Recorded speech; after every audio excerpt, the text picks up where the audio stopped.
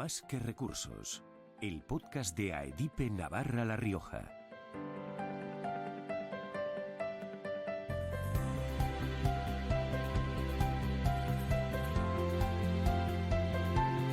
Bienvenidos y bienvenidas a un nuevo podcast de AEDIPE Navarra La Rioja, en el que hoy vamos a abordar un tema de máximo interés para todos los profesionales, todas las profesionales de recursos humanos. Hoy vamos a hablar de mantenimiento de empleo, vamos a hablar de los expedientes de regulación de empleo temporal, del papel de los ERTE, precisamente para ello, para mantener el empleo, qué tipo de penalizaciones se aplicarán si hay rescisiones de contratos y qué política de ERTE necesitan las empresas hoy en día para favorecer su viabilidad y su supervivencia en muchos casos.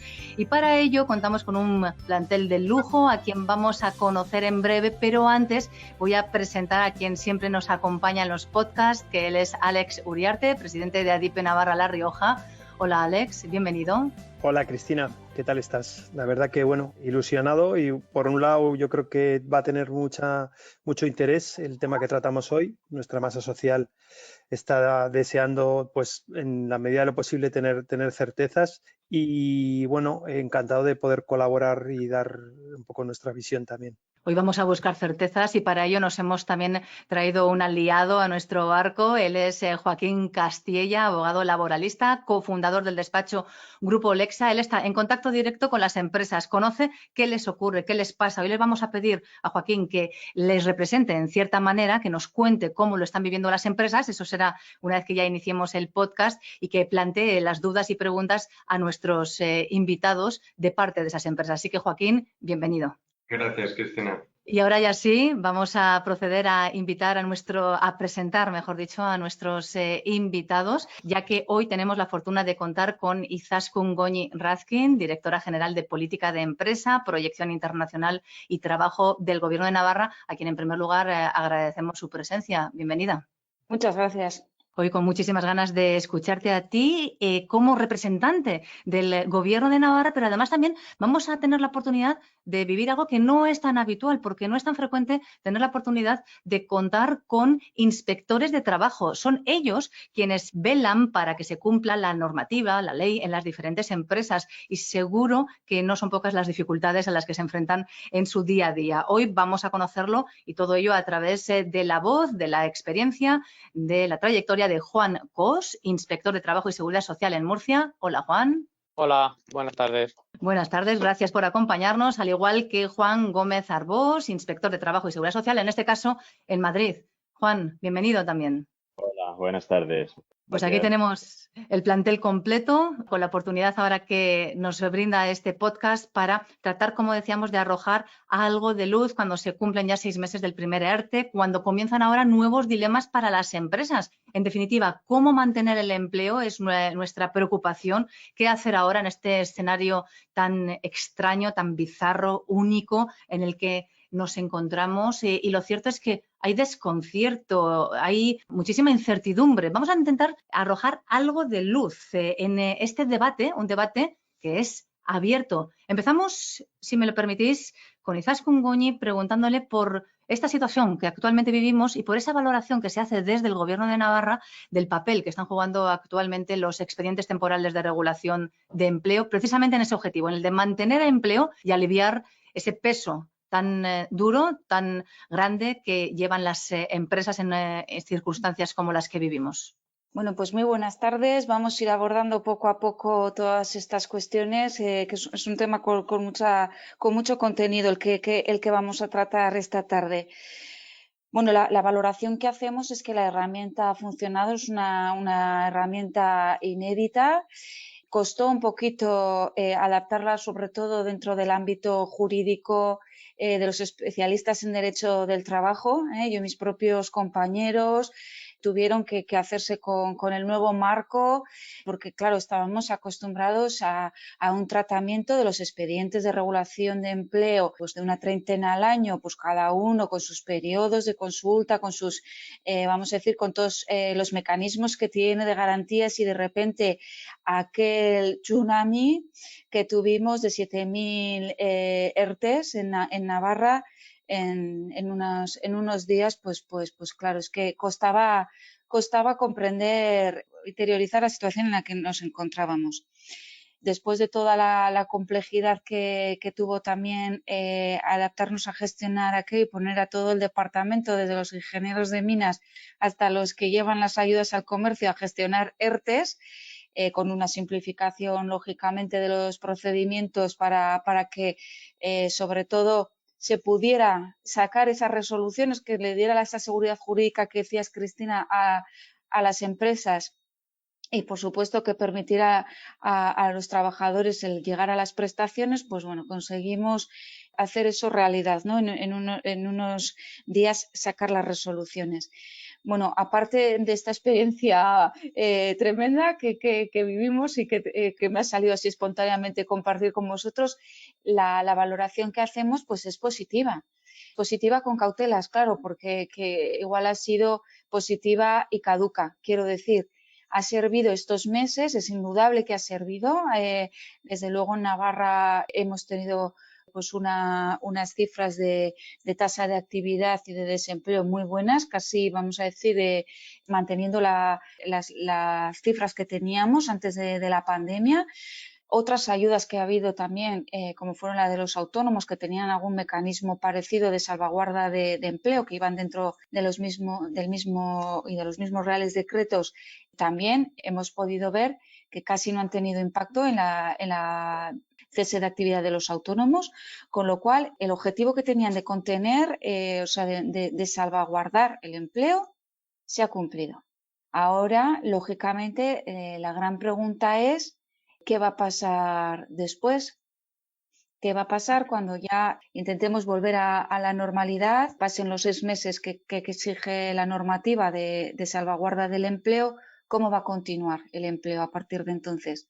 Yo soy optimista porque creo que con las medidas de tesorería complementarias, con la fortaleza que tiene la industria, con las medidas también de aplazamientos de los pagos y de carencias de los préstamos, el año 21, que va a ser de transición, va a permitir a las empresas pues de una situación, van a llegar a una situación límite, pero yo creo que van a ser también unas medidas las que van a estar en ese momento activas, que van a permitir pasar el año mientras se va recuperando la actividad y luego pues ya recuperar unos márgenes suficientes para poder atender todos esos pagos que se habrán atrasado ya a partir del 22. Esto en líneas muy generales. Había recogido para compartir con vosotros todas las cifras que tenemos de ERTES en Navarra, de sectores de actividad económica, de tamaños de empresas, pero igual, como ya me he alargado mucho en esta primera intervención, pues lo comentamos más adelante si queréis. Sí que me gustaría ese dato general de cómo está la situación actualmente de los ERTES y luego vamos pasando, pero por lo menos para hacer esa fotografía fija de este instante aquí en Navarra, aunque luego nos iremos también a otros lugares, a otras comunidades. Pero ¿cuál es esa foto de los ERTE hoy, después de que hayan pasado ya más de 6 meses desde este 14 de marzo en el que a todos nos confinaron? Bueno, pues el total de expedientes que hemos gestionado hasta el 18 de noviembre es el dato, es de casi 9.000 ERTES, 8.908. Activos de esos, claro, ha habido algunos que en la primera época estuvieron pues a unas actividades muy, muy limitadas y que luego han podido seguir, de manera que ahora activos hay 7.045 ERTES. 6.182 son de fuerza mayor y 863 ETOP. En la segunda, vamos a decir, tanda, los expedientes, los ERTES nuevos, entre octubre y noviembre, los afectados por el Real Decreto 30, están a día de ayer a 1.758. Y bueno, pues tenemos una afección de la industria del 10%, de la construcción del 4%, casi el 4%, y de servicios de casi 84%. El 84% en servicios. Va a depender muchísimo de la tesorería, de la liquidez de todas esas pequeñas empresas, lo que pase el año que viene. Porque el motivo de mi relativo optimismo es que ya veis que la industria está aguantando bien. Alemania ahora últimamente había empeorado un poco la situación sanitaria, pero habían bajado poco en su situación económica y esperaban una recuperación bastante fuerte. Alemania es un gran tractor para nosotros. Francia también está mucho menos deteriorado que nosotros. Estados Unidos es un poco difícil saber cómo están, pero bueno, teniendo ya las vacunas un poco a la vuelta de la esquina, esas economías probablemente se recuperarán fuerte, me refiero a Estados Unidos, y China va bien. Con ese contexto mundial, una economía abierta como la nuestra, la industria que no se ha deteriorado tanto, pues yo creo que más o menos tendremos como una base sólida para la recuperación. La incógnita es un poco cómo van a encontrarse las empresas de servicios. Sí, esa es la gran pregunta, ¿verdad? De qué va a pasar también a esa escala. Gracias, Izaskun, por esos datos, esa visión desde la Administración y también por esa foto con las cifras en la mano. Ahora vamos a pedir otra fotografía o en este caso casi una radiografía, porque es Joaquín casi como un doctor de las empresas a quien les acompaña en el día a día, les ve sus dolores, sus dudas, sus dilemas, sus preocupaciones. Así que ahora sí, Joaquín, te pido esa radiografía, como decimos, de las empresas hoy en día. ¿Qué les duele? ¿Qué les pasa? A ver, yo un poco también, claro, al final cada uno un poco habla, también hablando con compañeros, al final también sitúas un poco, compañeros que llevamos todos asesores de empresa, ves un poco el problema que tienen las empresas hoy. Yo creo, a ver, hay un doble acicate, o sea, las empresas a día de hoy necesitan, un poco por la demanda que estamos viendo, necesitan descargar de personal, necesitan despedir. Por desgracia, hace falta despedir. ¿Por qué hace falta despedir? Porque las empresas durante los ERTEs han podido contener el tener que despedir. El ERTE es una herramienta, yo creo que es buenísima, es una herramienta además que se ha potenciado mucho durante el confinamiento y es una herramienta estrella del confinamiento y realmente ha sido muy útil, muy utilizada y idónea. Perfecto. Yo creo que eso ha sido muy positivo. ¿Qué pasa? Que hay una parte de las empresas, claro, que no han podido despedir de forma natural a gente por caídas de pedidos general, que ya estamos viendo, porque realmente hemos tenido un doble acicate, que es el pagar el mantenimiento de empleo si despedimos y la prohibición de despedir que hay hasta 31 de enero de 2021. A mí sí que me parece que es interesante que seamos conscientes de que una cosa es que es lógico que si una empresa tiene una bonificación especial en un ERTE, pues que tenga una obligación que es el mantenimiento de empleo, pero tampoco estiremos mucho ese mantenimiento de empleo, porque si lo estiramos mucho, al final lo que vamos a provocar es que muchas empresas vayan a concurso. O sea, la realidad es que una empresa, por desgracia, ante una enfermedad, pues es igual que una persona cuando enferma. Y si tiene la pierna gangrenada y no le damos la posibilidad de cortar y le decimos no aguanta, pues igual se nos acaba muriendo. O sea, ¿que crees que los ERTE a veces pueden simplemente alargar la agonía de las empresas? En muchos casos está siendo. Y en muchos casos, por desgracia, en febrero yo creo que vamos a ver muchos despidos y muchos concursos. Entonces, eso es algo que lo vemos todos los que estamos pegados a la empresa día a día. Al final es algo que si no te dejan despedir y tienes que aguantar, pues el día que ya te abren paso o como no te dejen despedir a tiempo, vas a acabar en concurso. Entonces, yo creo que es bueno que seamos conscientes de que cuanto antes pueda la empresa hacer 2 despidos, podrá al cabo de unos meses contratar a 5. Pero o le damos oxígeno en el momento que lo necesita o como alarguemos esa agonía, ni acabaremos en concursos. Y a mí eso es la sensación que tengo y la sensación que muchos compañeros que asesoramos empresas vemos. ¿Es una sensación compartida por nuestros inspectores, quienes ven de cerca también lo que ocurre en las empresas? Empiezo por Juan Cos. Sí, yo estoy bastante de acuerdo con lo que ha dicho Joaquín, porque ya, vamos a ver, con un decalaje de meses lo que vimos en 2008-2010, ¿vale? Esto no es lo mismo, pero se parece y empieza a parecerse, ¿vale? Aquí la figura del ERTE también se utilizó, evidentemente, por causas económicas, técnicas, administrativas, producción, sin necesidad de bonificaciones, que es lo que ha generado un incentivo que ahora veremos si ha sido lo suficientemente bueno o no, pero se veían en la tromba de expedientes de regulación de empleo que hubo que informar en su momento, empresas que por excederse en el mantenimiento de expedientes de suspensión, sobre todo los intermitentes y renovación, al final acababan en una situación de insolvencia, sin poder pagar finiquitos, sin poder pagar salarios por no ir a extinciones previamente. Es muy difícil decidir que hay que utilizar una vía u otra, yo no lo sé, ¿vale? Pero esa situación la vimos, yo la vi, y yo creo que es lo que salvo una recuperación muy fuerte, de alguna manera veremos. Luego, no estoy de acuerdo, no estoy de acuerdo, o matizar un poco lo que sí que ha dicho Joaquín, porque aquí, claro, la situación en el confinamiento era muy compleja y hubo que tomar decisiones muy rápidas cuando todo el mundo estaba muy asustado. Pero el Real Decreto Ley 8/2020, que es la base de lo que estamos comentando, tenía 2 artículos, el 22 y el 23, y no había que ir al 22.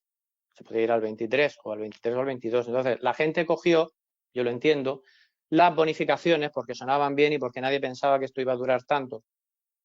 Y ahora nos estamos dando cuenta que como hemos extendido, porque el mantenimiento del empleo me lleva a no salirme, a ir a la renovación, sobre todo sectores, yo hablo sobre todo pensando en Murcia, sectores hostelería, sectores, no me salgo de esa dinámica, genero una cantidad de beneficios en materia de seguridad social que ahora me planteo cómo gestionar, que me cuesta hacer la salida, pero no hubo que pedirlo. Hay empresas que podían haberse acogido, yo las he visto, a un ERTE fuerza mayor, sobre todo porque entró todo, salvo alguna barbaridad, entró todo, y la cogieron porque estimaron que era lo mejor.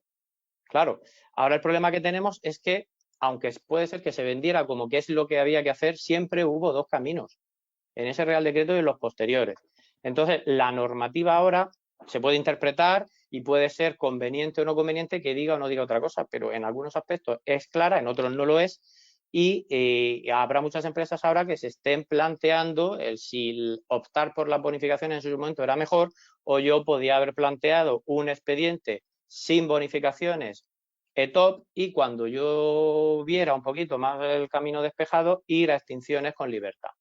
Que yo creo que es lo que, de hecho, bueno, en prensa económica yo he visto empresas que quieren devolver bonificaciones para saltarse el problema de la limitación del empleo. Eso unido a la ambigüedad de la normativa, pues es el problema que hay. Pero en parte hay que tener en cuenta que siempre hubo 2 caminos. Juan, nos has puesto en una situación muy concreta de ese confinamiento que vivimos, que si todos lo recordamos, incluso a nivel personal, pensábamos al principio Claro. quizá que van a ser 15 días. Es decir, tomamos unas decisiones muy difíciles con empresas que no podían trabajar en unas circunstancias que jamás antes habíamos vivido, con lo cual pudimos equivocarnos. Pero ahora también está esa otra parte, la de que no te puedes beneficiar de unas bonificaciones si luego haces lo contrario. No es una equivocación porque a ver quién iba a valorar en ese momento, pero quiero decir que siempre hay que poner en contexto que había 2 caminos y que uno tenía unas ventajas y unas limitaciones muy importantes, aunque se podía haber hecho más claro, pero siempre estuvo el otro camino, ¿vale? Que hubo un poco la sensación general de no, es que ahora hay que hacer un ERTE fuerza mayor, coger unas bonificaciones y ahora necesito que al final del camino me flexibilicéis o yo no tenga que devolverlas y que yo pueda ajustar. Claro, bien, ahora, pero en su momento ahí teníamos 2 artículos. Deja constancia del matiz que había. Que había 2 caminos, Juan, eso lo has dejado. Claro. Y también has mencionado algo también muy interesante, que era la ambigüedad. Y es precisamente eso donde también, y ya le paso la palabra a Juan Gómez Arbós, porque ahí también nos centramos en una normativa que se ha ido construyendo también sobre la marcha con las diferentes circunstancias y que vosotros sois los encargados de decidir qué se hace en cada instante, por lo menos de aplicar la ley, de valorar qué se está haciendo en las diferentes empresas. ¿Tenéis dificultades? ¿Es esa ley, esa normativa imprecisa? ¿Os genera dudas? Teniendo en cuenta que se ha tenido que legislar a la carrera, quizá haya que coger un poco el hilo, porque es verdad que las empresas han tenido opciones hasta cierto límite. Es decir, todo el mundo ha tenido las 2 opciones. Hay empresas que, porque tienen más músculo financiero, han podido plantearse con más calma en plantear un ERTE de top o tener que ir directamente a pedir la bonificación, porque si no, probablemente su capacidad de sobrevivir sea muy complicada, y ahora se encuentran con una situación en la que se vaya a alargar y haya que estar pendientes de si tienen o no que devolver las exenciones que se les ha dado por parte de tesorería. Respecto a la interpretación, hay que tener en cuenta que hemos tenido muchísima normativa, ha habido un aluvión normativo y ha sido muy complicado para todos. Yo creo que para los gestores, para las empresas, para la propia inspección, que se ha tenido que ir haciendo interpretaciones y viendo también las circunstancias a la hora de aplicar cada normativa, ¿no? Porque cada una ha tenido sus peculiaridades. Hemos tenido también, por ejemplo, con el tema del mantenimiento del empleo, con los 6 meses, una situación muy compleja, ¿no? Porque digamos que ha habido diferentes versiones a medida que ha ido evolucionando hasta la última que tenemos actualmente, ¿no? De los 6 meses.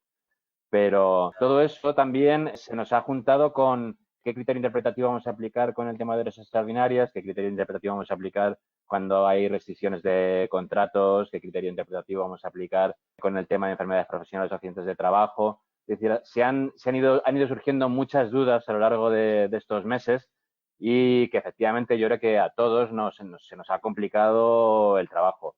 Es verdad que ha habido algunos criterios de la Inspección de Trabajo, también ha habido criterios de la Dirección General de Trabajo, ha habido criterios del INS y digamos que no es la manera más regular o más adecuada quizá de hacer esa interpretación, quizá porque el legislador tampoco ha tenido mucho tiempo para ir normalizando porque ha ido sobreponiendo, digamos, normativas sobre otra. Y muchas veces, bueno, pues hemos tenido que hacer encaje de bolillos para que todo funcione de una manera más o menos armónica. A pesar de todo, yo creo que queda un largo recorrido que probablemente iremos viendo en los tribunales, que ya estamos empezando a ver y que seguiremos a ver, no solo con los despidos, lo veremos también con los accidentes de trabajo, las enfermedades profesionales, o lo veremos con situaciones que se están produciendo ahora también en temas de modificaciones sustanciales. Yo creo que se nos va a venir un largo camino judicial por delante.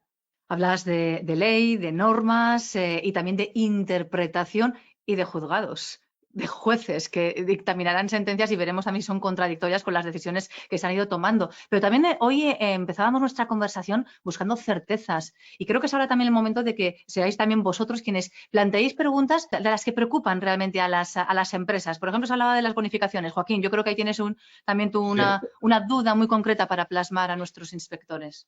Sí, antes, Cristina, si me permites un segundo, para contestar un poco a Juan Jos también por el tema de los dos caminos que teníamos un poco las empresas cuando empezamos los ERTEs, yo creo que ahí también hay que valorar una cosa. No lo digo a modo de excusa, sino simplemente a modo de explicación un poco, ¿no? Un poco a toro pasado, mirando ahora hacia atrás, realmente vemos que lo idóneo habría sido ir mucho más a un ETOC que ir a uno de fuerza mayor. Yo creo que eso lo vemos todos, las empresas se dan cuenta que ahora les vendría bien poder despedir con tranquilidad y adecuar bien la plantilla a la producción, etcétera. La realidad es que en el momento en el que estábamos, cuando pedimos el ERTE fuerza mayor, claro, es que el ser humano tiene esperanza en sí mismo constantemente. Nadie se imaginaba que íbamos a estar un año entero así.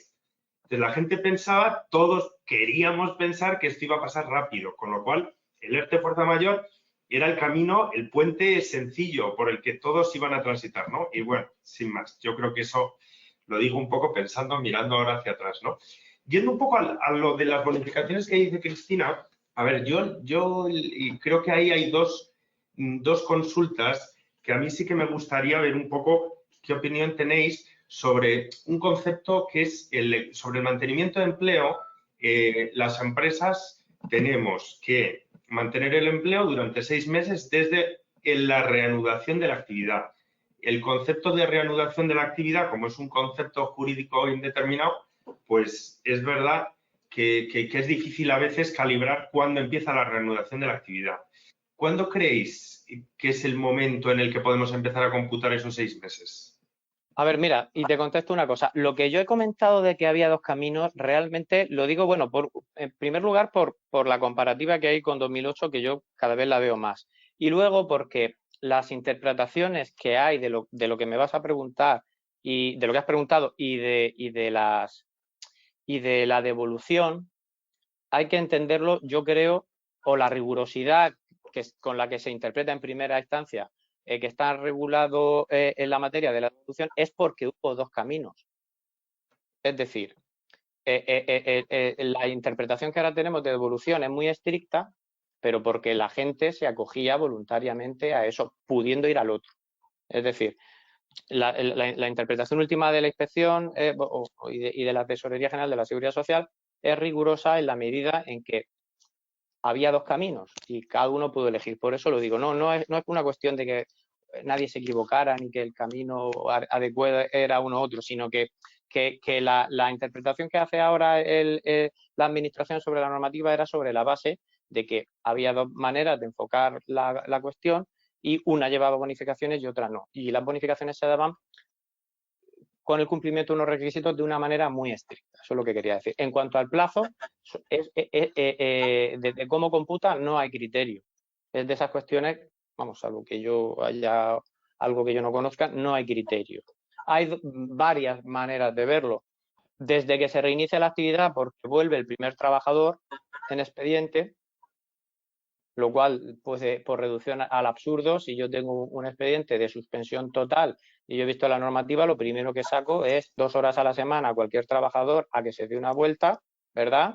En el mes de abril, cuando empiezan la posibilidad de movimiento, de manera que cuando yo quiero despedir no tengo que cumplir nada, más que activo contrato y despido el día siguiente. A mi juicio, la manera más racional es que es nominativo y por trabajador, pero eso es una opinión. Es decir, habrá que mantener el empleo de cada uno de los trabajadores afectados. Si yo estoy 2 meses, no es lo mismo que si yo estoy acumulando bonificaciones durante todo el tiempo. Entonces tendré que empezar desde que yo me reincorpore. Lo que pasa es que la literalidad de la norma habla de la reanudación de la actividad. ¿Vale? Entonces, no tenemos criterio al respecto. Y las dos vías presentan pros y contras. Y luego hay otros problemas mayores, que es, por ejemplo, con la gente que ha estado en situación de suspensión, vuelve a trabajar y es introducido transitoriamente otra vez en el expediente y vuelve. ¿Cómo se computa? ¿Cómo se computa esos 2 o 3 semanas o un mes que yo he vuelto a estar en el expediente? Yo en el expediente vuelvo, empiezo a computar 6 meses, ya llevo 3 meses computados y me dice mi jefe que tengo que entrar otra vez 3 semanas. ¿Qué pasa con esas 3 semanas? ¿Se suman? ¿Se interrumpe? ¿Empiezo a contar desde el principio? ¿Y qué pasa con la reincorporación parcial? ¿Se consume proporcionalmente a la jornada? ¿Ya se ha empezado a trabajar? No porque sigue un expediente. Entonces, sobre ese tipo de cuestiones, criterio no hay. Y en Murcia, por ejemplo, que yo sepa, no tenemos ni un criterio único. No sé si hay algo por ahí, me gustaría conocerlo. Pero hay una multiplicidad de supuestos que realmente son difíciles de resolver. Cedemos ahora a Izaskun la palabra y retomamos luego también con Juan. Una cosa que a nosotras que nos reunimos con mucha frecuencia, todas las autoridades laborales, nos traslada la directora general del Ministerio, es que todo este mecanismo, todas estas medidas excepcionales están acordadas en el marco del diálogo social. Entonces,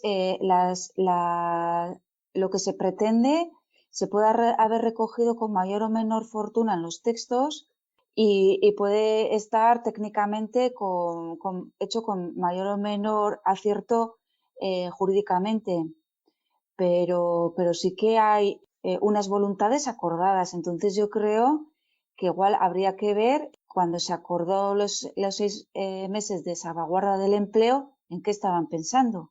No sé si eso valdría. A nosotros lo que se nos traslada es que desde la incorporación del primer trabajador, aunque sigan un montón más todavía en casa, empiezan a contar los 6 meses. Eso se nos dijo desde el primer momento, ¿eh? Juan Gómez, Sí. ¿coincides en esta última parte? Sí. Yo creo que, bueno, por un lado, tenemos en cuenta que la última norma que tenemos, efectivamente, es fruto del acuerdo entre patronal y sindicatos, que digamos que la intención, yo creo que siempre fue la de reanudar la actividad, al menos es la interpretación que la mayoría de los que tienen aquí sí que ha tenido, ¿eh? Entonces, porque la norma está hablando además de reanudación de la actividad. No ha especificado que sea la reanudación y que el cómputo se haga por cada trabajador, de la misma manera que si hay incumplimiento por parte de la empresa del mantenimiento del empleo, la reclamación de la exención es de toda la extensión que se haya realizado, no de la bonificación por trabajador, puesto que no es una bonificación personal, sino que es una exención que se hizo por precisamente el esfuerzo que se hace por mantener el empleo por parte de las empresas. Entonces yo creo que aquí en este caso al menos, claro, al final estamos hablando de interpretaciones individuales, que es desde que se reanuda la actividad independientemente de que sea un trabajador, porque lo que se trata es que la empresa vuelva a funcionar. Perdonadme que os haga esta pregunta desde la ignorancia. Yo no soy abogada, no soy inspectora de trabajo, soy periodista y me voy a posicionar como ciudadana. No llego a comprender cómo existen leyes que haya tantísima capacidad de interpretación. O sea, al final lo que te importa es qué inspector cruza la puerta de tu empresa y cuál es su criterio. ¿En tanta arbitrariedad nos movemos? ¿Es así o no? Juan Gómez, niegas con la cabeza. No es así. Lo que pasa es que esta es una situación muy especial y muy particular. Es verdad que luego, dentro del ámbito normativo, en circunstancias normales, siempre o puede haber un margen de interpretación, que para eso están los tribunales, para determinar cuál es. El Tribunal Supremo determina a través de la unificación de doctrina cuál es la doctrina correcta y esa es la que se sigue y la interpretación que se sigue en las situaciones de la inspección, de los juzgados o de las empresas en general o de los asesores. Lo que pasa es que en este caso, pues es verdad que, bueno, pues como ha ido todo tan rápido y ha habido tantas normas, pues ha habido muchas cosas que realmente no se han podido hilar bien y al final, cuando no se hila bien y se legisla con tanta rapidez, pues quedan muchas cosas que quedan las dudas y quedan las interpretaciones. Y lo cierto es que eso genera una cierta inseguridad en todos los actores en este tema, ¿no? Tanto las empresas como los asesores, como la propia inspección de trabajo y que se va a ver, por lo que decía antes, se va a ver al final reflejado en los tribunales. Yo creo que los técnicos como los dos Juanes, también como Joaquín, los técnicos y como los letrados de mi servicio de trabajo, los técnicos muy especialistas, es que además de ver la norma concreta, ven el contexto legal, es todo lo que ellos saben, todos los precedentes, como está diciendo Juan Cos, él está haciendo una comparación con experiencias anteriores, tiene una perspectiva mayor. Entonces, eso es lo que les hace tener en cuenta como más factores a la hora de establecer un criterio sobre una cuestión concreta, les hace tener en cuenta más factores que no es la cosa tan automática, ¿no? Tan automática. Pero bueno, yo creo que también tendremos que trasladar un poco de confianza, porque si no vamos a generar mucha angustia. La angustia de después qué va a decir la inspección, eso, amigos Juanes, está ahí, ¿eh? O sea, siempre la duda es qué va a decir la inspección. Luego ya los tribunales, en fin. Pero la primera preocupación es si lo que estamos haciendo está bien visto o entra un poco en la visión de lo aceptable por la inspección. Entonces, en ese sentido, vamos a ver si nos podéis ir bueno, pues dando un poco de seguridad. A nosotros, como autoridad laboral, lo que decimos es que esto es una política pública de ayuda al empleo que hay que aplicar con mucha flexibilidad. Pero claro, esto de la flexibilidad es un poco antagonismo de la técnica de la especialización de los juristas especializados en derecho laboral. O sea que... Dejadme una cosa. Que coja el guante de Izaskun porque me ha parecido buenísimo el decir, a ver qué os parece, Juan Cos y Juan Gómez Arbós. Mirad, os voy a poner un planteamiento para ver si podemos dar un poco de seguridad a las empresas por esta vía. Os planteo cómo estamos viendo muchos la reanudación de la actividad. ¿Cuándo empezamos a computar los 6 meses? Y un planteamiento puede ser, oye, es absurdo, como dice Juan Cos, que desde que le des de alta al primer trabajador ya se reanude la actividad. O sea, el director de Recursos Humanos está haciendo las nóminas, por ejemplo, durante el ERTE, que tiene un montón de trabajo, ¿y qué pasa? ¿Se ha reanudado la actividad? No tiene sentido, no tiene ningún sentido. Pero vamos a poner un caso más razonable y más habitual. El 12 de mayo ocurrió en muchísimas empresas el ERTE parcial y, por lo tanto, el 50% de la plantilla ya volvió a trabajar. El 50% de la facturación empezó la máquina a producir y la fábrica estaba al 50%. ¿Podemos entender que desde ese 12 de mayo hay una reanudación de la actividad, que es lo que dice la ley, actividad, no trabajador, sino actividad?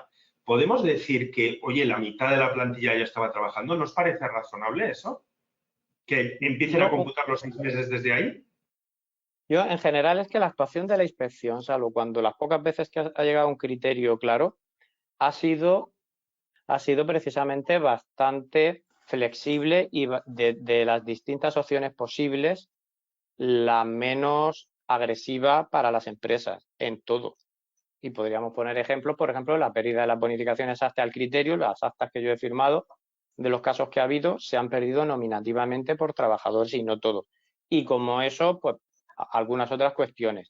Y en el tema de plazos, a salvo de que llegue un criterio o algún pronunciamiento judicial que nos pueda servir de base, el criterio que se seguirá será el más favorable para las empresas, que será, en el caso que planteas, algo así. Si hay una reanudación de actividad, ¿vale? Porque no se está siguiendo, yo no conozco ni a todos los inspectores ni a todas las provincias, pero desde luego en Murcia, y yo creo que con carácter general, la interpretación que se está haciendo de la normativa es muy en contexto de la situación que hay, y cuando hay responsabilidades se exigen, pero siempre en las interpretaciones, que puede haber un montón distintas, siempre suelen ser ponderadas y las más favorables, no una interpretación en contra de la situación más negativa que se pueda derivar para las empresas. No se caracteriza la actuación de la inspección ahora mismo, por eso yo creo que con carácter general. Y en materia de reanudación, la interpretación que se va a dar, que empezaremos a encontrárnosla ya, de cómputo de 6 meses, en la medida en que se puede interpretar perfectamente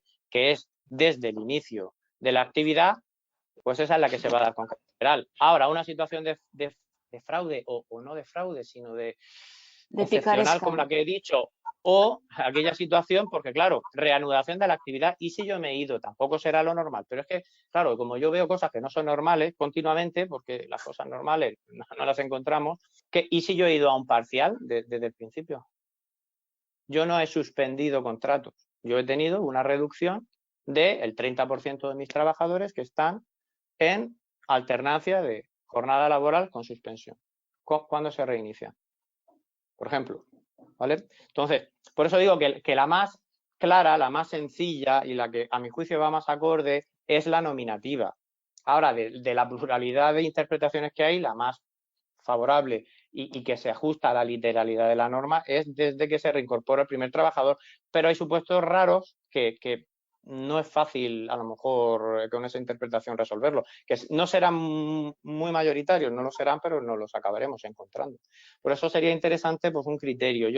Desde luego, un criterio técnico de inspección me parece que sería lo más adecuado. Juan Gómez, te veo con ganas de aportar. No, me gustaría también tener un criterio para eso, sería lo mejor, yo creo que para todos, pero efectivamente no lo ha habido, ni lo ha hecho la inspección, ni lo ha hecho la Dirección General de Trabajo, en este caso de los ERES y los ERTES. Y bueno, eso nos deja a todos pues con este margen de interpretación y el tener que ver efectivamente caso por caso cada vez que nos llegue algo que no se ajuste, digamos, a un marco más general. Yo no sé, no entiendo tampoco muy bien por qué se ha dejado, digamos, este ámbito de interpretación, pero bueno, es lo que tenemos, es con lo que tendremos que trabajar y efectivamente, pues a medida que vayan llegando los supuestos, pues tendremos que resolver en cada caso. Alex. En ese sentido, estamos hablando mucho de interpretación y Juan Cos ha hablado de que cada vez esto en ciertas formas se parece más a lo del 2008. Yo estoy de acuerdo también, ¿no? En que tomamos medidas para un espacio de tiempo y luego se fue alargando. También creo que Juan Gómez hablaba, ¿intuís si una tsunami de judicialización y un atasco de interpretación, resoluciones que tardarán mucho tiempo y que cuando salgan algunas empresas ya estarán en concurso, como decía Joaquín? Joaquín, tú también en este sentido creo que tienes experiencia. Yo creo que veo en el horizonte, por desgracia, pues mucho juzgado de lo social. Yo estoy viendo yo ya estoy viendo temas que están llegando al juego de lo social, en temas de modificaciones sustanciales, porque ahora ya empiezan a salir, creo que hace poco en Bilbao, en el 11, ha salido una nueva sentencia con el tema de los improcedentes, que ha determinado que es improcedente y no nulo el despido, pero bueno, el de Sabadell. Yo creo que sí que va a haber judicialización. El tema de los concursos, bueno, Joaquín nos comentará. Yo también creo que habrá empresas que efectivamente las que no puedan continuar y no se hayan acogido anteriormente a ERTES de top tendrán que terminar en concurso. Que también nos encontramos con que hay un nuevo texto refundido que se ha aprobado justo en plena pandemia. Así que también tenemos novedades en ese sentido, ¿no? No sé, Joaquín, a ver cómo lo ves. Sí, yo es verdad que juicios de despidos sí que estamos viendo, como dice Juan Gómez, claro, como hay una prohibición de despedir el mantenimiento de empleo, todavía en noviembre se ha empezado o sea, si os fijáis en el caso que hemos planteado de 12 de mayo, pues se han podido empezar a cumplir esos 6 meses ahora, justo, con lo cual esos despidos ya sin mantenimiento de empleo empieza a haber alguno, pero el despido que ha habido ahora, que es el Juzgado Social de Sabadell, este de Bilbao del Juzgado Social 11, todos estos son despidos con esa prohibición de despedir que hay hasta 31 de enero de 2021, ¿no? Entonces ahí parece que yo también viendo un poco, tanto en juzgados los despidos que hemos llevado, veo que lo raro es el despido nulo, ¿no? Hay 2 sentencias solo en toda España, Juzgado Social 3 de Sabadell y el 26 de Barcelona. No, el 29 de Barcelona. El 26 de Barcelona es importante, pero por otro tema, pero es improcedente. Y yo creo que, a ver, con el tema de la reanudación de la actividad y la devolución de bonificaciones, yo creo que ahí va a haber mucho juicio, está claro, porque hay tanto margen de interpretación, Alex, a los 6 meses cuando empezamos a computar, que eso va a ser objeto de jurisprudencia, vamos. Y bueno, y fuera de eso, pues la realidad es que como creo que vienen muchos despidos, por desgracia, que igual no son tantos por empresa, que igual, porque creo de verdad que los ERTEs han hecho un papelón en esta crisis buenísima. Pero claro, si sumamos, como vamos a abrir el 31 de enero, se va a abrir en principio la puerta, con tal de que sea un despido por empresa son muchos, con lo cual, o 2. Entonces, pero bueno, yo creo que es algo que también, pues oye, es necesario. Os lanzo otra pregunta, Juan Cos y Juan Gómez, a ver cómo lo veis. ¿Creéis que penaliza el mantenimiento de empleo, por ejemplo, que esto se ha discutido mucho? En principio, el mantenimiento de empleo se penaliza cuando tú despides a un trabajador que se ha beneficiado de esas bonificaciones, ¿no? Por el que yo, empresa, me he beneficiado de esa bonificación. Por lo tanto, no puedo despedir. Y se establecen una serie de extinciones que sí se pueden hacer. Una baja voluntaria del trabajador. Entonces, hay un supuesto que se plantea que yo veo con duda, que es si en la empresa se hace una modificación sustancial, porque los números no dan y antes de despedir bajamos salario, y me piden la extinción 2 trabajadores, ¿se está incumpliendo ahí el mantenimiento de empleo? ¿Cómo lo veis? Buena pregunta. Bueno, yo... El problema de la redacción del artículo es que es muy taxativo y dice solamente en una serie de supuestos y hay que entender que los demás no. Con lo cual, la interpretación literal es que no. Ahora, a mí, salvo que me den un criterio, a mí personalmente, salvo que me den un criterio al respecto, yo sí voy a asimilar y no voy a pedir la devolución de extinciones. Y siempre y cuando no sea un fraude de ley para conseguir un despido encubierto. En vez de no me atrevo a hacer un despido improcedente que me lo firme el trabajador y darle el sobre bajo mano, no me atrevo, ¿vale? Y digo, bueno, pues te hago una modificación sustancial que no existe, tú dices que no estás de acuerdo, toma y lo legalizamos todo. Salvo una situación de esa que se pudiera acreditar, yo, salvo un criterio en contra, digamos que asimilaría la situación, pero es cierto que la otra interpretación es perfectamente posible. La norma es taxativa y solamente en aquellos supuestos recogidos, y no está ese. Por eso digo, yo creo que la interpretación que estoy siguiendo por la inspección es dentro de lo que cabe y dentro del follón que tenemos que dar, porque nuestro trabajo más o menos, ¿vale? Contemporizando con la situación que hay. Yo personalmente lo haría, pero no cabe legalmente, con lo cual al juez. Es complicado, porque teniendo en cuenta que la modificación sustancial yo entiendo que se puede hacer, pero el problema es, y además que es que yo ya me he encontrado con el caso, que se ha pedido la extinción por parte del trabajador y la empresa ha dicho que no porque entiende que estaría incurriendo en la prohibición del despido. Y, lógicamente, se ha acudido a la inspección de trabajo porque se entiende aquí que se está incumpliendo por parte de la empresa con su obligación de, en el caso de no estar conforme con la modificación que se ha hecho, con su posibilidad de extinguir. Y, pues, efectivamente, tenemos aquí otro caballo de batalla, ¿no? No sé cómo vamos a terminar, porque lógicamente es un derecho del trabajador, en caso de no aceptar la modificación sustancial, la posibilidad de extinguir el contrato, y lógicamente pues tendrá que acabar de nuevo en los tribunales y tendrá que decidirse en los tribunales si procede o no procede la aplicación de la extinción. como entiendo que en ninguno de estos supuestos estaríamos hablando de un supuesto de extinción de carácter nulo o improcedente, porque es una decisión del trabajador, me parece bastante dudoso que se pudiera exigir la devolución de las exenciones de seguridad social en este caso. Sí, yo creo que lo más sencillo es asimilarlo a baja voluntaria, que no es lo más parecido. En última instancia, la relación laboral se quiebra por decisión del trabajador, que de la pluralidad de las tres opciones que tiene, opta por la extinción indemnizada, con lo cual yo creo que sería la solución. Siempre que no haya una situación de fraude que a algún iluminado evidentemente se le ocurrirá antes o después.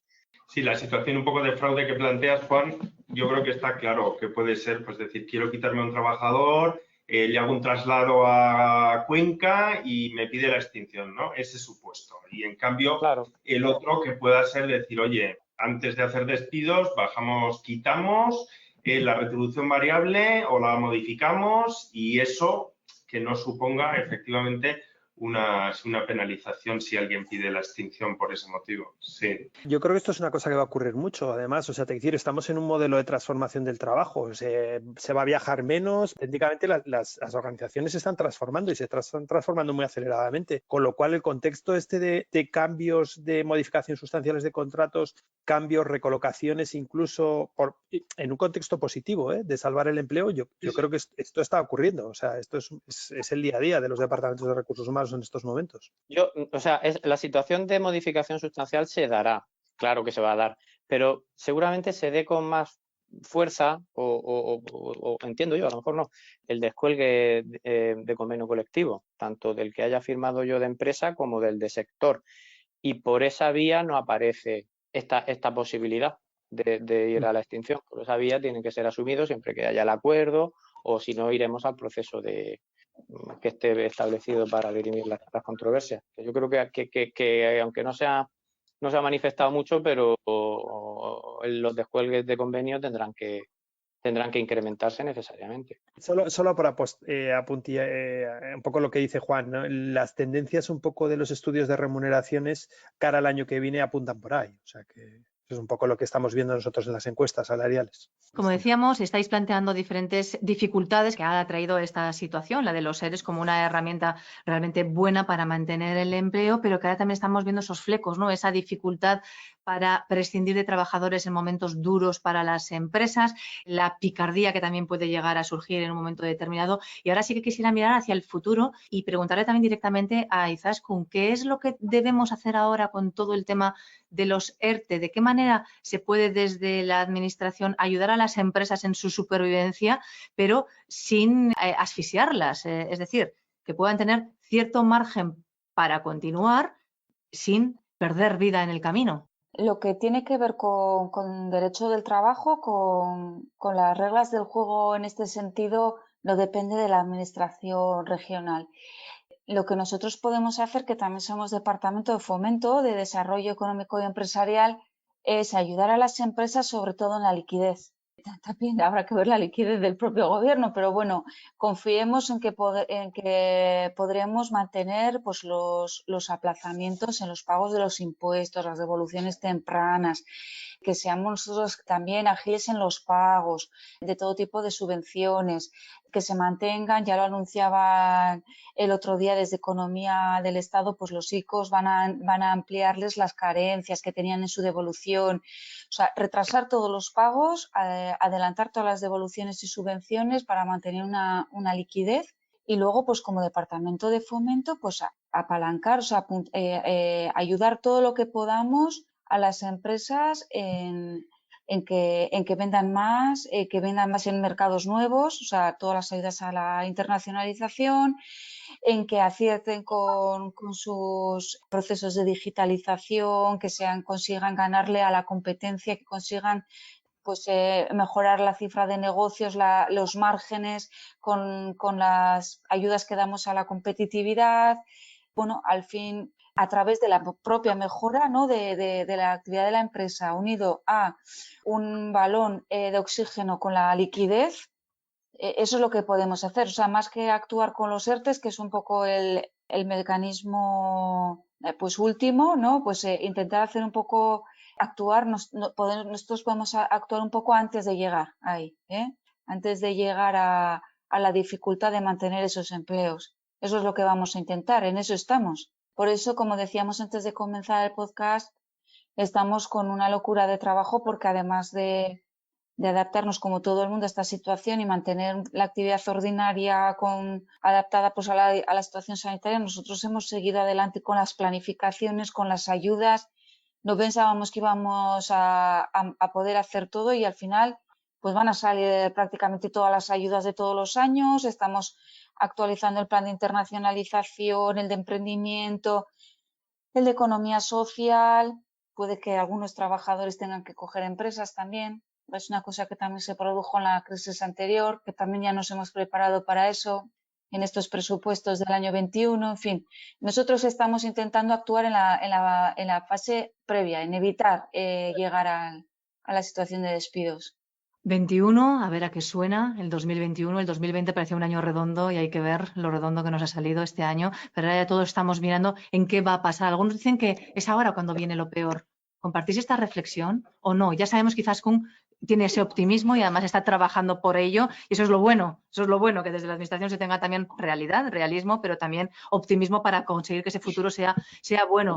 A ti, Joaquín, te he visto un poquito más pesimista de cara al futuro. No, ¿qué va? Yo soy enfermizamente optimista, o sea, no. A mí 2021 me encanta y lo veo maravilloso. Encantada de estar equivocada. Sobre todo yo con la vacuna me levanto todos los días, soy muchísimo mejor. Hasta que salieron las noticias de la vacuna, no. Lo que sí que veo es que realmente es verdad que los que estamos aquí hablando hoy, todos tenemos trabajo y que, o sea, al final, lo que opinamos nosotros con trabajo, yo creo que es fácil decir que 2021 va a ser mejor, pero es verdad que, claro, que los que en el mes de enero, febrero, sobre todo febrero, vayan a perder su trabajo y empiece una situación de su vida muy compleja, hombre, pues 2021 va a ser más duro que 2020. Yo quiero pensar que en el conjunto 2021, chicos, yo espero que la cosa mejore. A ver, yo creo que si no nos prorroga la prohibición de despedir más allá del 31 de enero, que a mí eso sí que me parecería grave, porque ahí yo sí que veo empresas enfermas, que si más allá del 31 de enero, como prorroguen el mantenimiento de empleo, la prohibición de despedir, a mí me parece que ahí hay gente que que la viabilidad se va a complicar. Pero si eso no es así, que en principio no tiene por qué, porque en principio la fecha es 31 de enero, salvo que se pacte otra cosa, yo 2021 pues lo veo bien, claro, veo mejor. Hablas de despedir personas, eso suena mal, suena duro, pero está la contrapartida, mantener empleo también, claro. Mantener el empleo de quien queda. Sí, a eso me refería. Igual estoy demasiado acostumbrado como laboralista a hablar del concepto de despido y es un poco, sí. Pero es verdad que lo veo como eso, lo veo como decir, oye, despedir a 2 para mantener a 98, ¿me explico? ¿De qué color ve el futuro, Juan Cos? Bueno, ojalá lo viera, ¿no? Y supiera lo que va a ocurrir. Pero yo creo que el año 2021 la clave es ver la transición del ERTE al ERE, en qué términos o con qué fuerza se va a producir, porque se va a producir. Yo creo que lo que puede hacer la administración, puede hacer muchas cosas, pero yo lo pensaba desde el principio y lo sigo pensando, deberían reformar el concepto de las exenciones que se han aplicado. Y no digo que haya que acabar con la cláusula de mantenimiento del empleo, pero la tienen que flexibilizar. Yo creo que ayudaría mucho. Ya no solo clarificar cuándo y en qué términos, que también ayuda, sino que del mantenimiento del empleo ya se intentaron meter algunos supuestos con la posibilidad de ir a concurso para no tener que devolverlas, pues yo creo que se podría trabajar un poco para dar más cuello a las empresas a que puedan ajustar plantilla, a lo mejor no con total libertad porque han obtenido un beneficio, pero debería permitirse la no devolución de parte de las ayudas. De alguna forma habría que darle una vuelta, porque hay empresas y en sectores, claro, yo pienso en Murcia, pienso en la hostelería, que han generado una bola de bonificaciones enorme. Entonces, como cometan un solo error, es posible que no puedan abordar la devolución. Entonces hay que ver seguramente la posibilidad de encontrar un término intermedio entre un único error, un único despido que no sea, se pierde todo, y eliminar el mantenimiento del empleo, que es una de las claves de bóveda de la regulación, cada uno ajuste como quiera, porque ha sido a costa de unas importantes bonificaciones y de un esfuerzo colectivo. Entonces yo creo que ahí se le debería intentar dar una vuelta. Y luego, pues, si la recuperación es fuerte a nivel internacional, las empresas con proyección internacional recuperarán pronto, además son normalmente carácter industrial, que tienen más adaptación de flexibilidad, y las de carácter interno, ahorro hay. Los índices de ahorro están, por ahora por lo menos, están fuertes. Si hay normalidad, yo creo que la recuperación de actividad sí que puede ser razonablemente fuerte, más rápida que la de 2008, por lo menos por ahora. Si esto se mantiene mucho tiempo, pues ya veremos. Pero todavía estamos a tiempo de que el consumo tire de los sectores más de consumo interno y las empresas más de consumo interno. Yo creo que puede ser un buen año al final. Ojalá tenga razón Juan Cos. Alex. Bueno, yo lo veo como un periodo de transición. Yo creo que Izaskun, cuando daba un poco el contexto de Navarra, creo que esta crisis va a acelerar un poco una tendencia. Creo que la industria, sectores tecnológicos van a seguir teniendo problemas de captación de talento, van a salir bien porque su contexto es internacional. Sin embargo, lo decía, creo que Izaskun hablaba de un 80 y pico % de las empresas que están en estos momentos en ERTE son de servicios, que coincide con empresas más pequeñas, menos capitalizadas, con menos músculo y que a su vez son la puerta de entrada al mercado laboral muchas veces y con los empleos pues más en precario y con que suelen acoger a la gente con problemas de inserción de empleo. Esa es la parte más negativa que veo yo, ¿no? Creo que se va a polarizar muchísimo más regionalmente, socialmente, etcétera, ¿no? Creo que ahí en ese sentido las administraciones, creo que el Gobierno de Navarra en ese sentido es un poco lo que está haciendo, es generar futuro, en realidad lo que tenemos que hacer, ¿no? Generar oportunidades, modelos de negocio distintos, ámbitos que sean de aportación de valor, pero bueno, yo soy negativo en el sentido de que veo que se polariza y que acelera una vez más el COVID, una tendencia que no nos gustaba a nadie. Nos asomamos de nuevo al 2021 con Juan Gómez Arbós. ¿Qué vemos en cuanto empiece enero? Bueno, yo espero que continúe la senda del pacto social entre sindicatos y patronal a la hora de reflejar un poco en los acuerdos que han tomado cuál es la línea que hay que continuar y un poco que yo creo que sea el marco en donde se determine realmente hasta cuándo se tienen que extender los ERTEs, hasta cuándo es necesario y si efectivamente es necesario o no el mantenimiento de la cláusula de empleo. Luego, como estamos todos pendientes de que tengamos o no tengamos presupuestos, yo creo que es una parte fundamental el que realmente tengamos unos presupuestos nuevos porque es necesario además para muchas cosas y efectivamente probablemente haya sectores que se hayan visto muy afectados con el COVID y requieran de inversión, de formación, y yo creo que es muy importante. Y en otras situaciones, pues se ha comentado antes por Izaskun los temas de economía social, ¿no? De que haya transformación de empresas y que sean los propios trabajadores los que tengan que asumir en ocasiones la continuidad de la actividad. Y yo creo que todo eso tiene que estar amparado por las administraciones y para eso, pues lógicamente, se necesita también inversión para este tipo de colectivos y apoyo para que puedan continuar con esa actividad. Ya veremos, yo soy optimista, pero es verdad que los tiempos no son buenos. Veremos qué viento sopla en el 2021. Y Izaskun, un último apunte de cara a ese 2021. Lo mencionaba Juan Gómez Arbós recientemente y mencionaba esa pregunta, ¿no? ¿Hasta cuándo hay que extender los ERTE? ¿Hasta qué momento crees que es positivo extenderlos? ¿Es una herramienta que todavía es válida en este instante o deberían prolongarse durante mayor tiempo para dar mayor margen de decisión a las empresas o deberían finalizarse en breve, acompañado también de esa capacidad para poder prescindir de algún trabajador en un momento determinado? Creo que depende un poco de la evolución de la pandemia.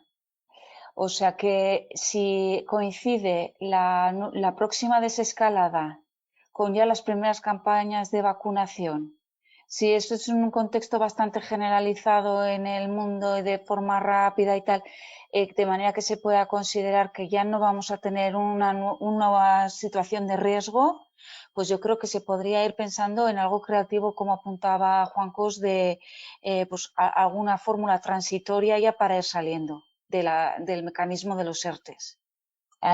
Si hubiera un riesgo de que, imaginaros de que como no se va a empezar a vacunar masivamente hasta abril o hasta mayo, puede que tengamos una nueva situación de deterioro de contagios, nuevas limitaciones a la actividad, claro, entonces tendríamos que mantener. Pero yo creo que esta segunda hipótesis es menos probable, ¿no?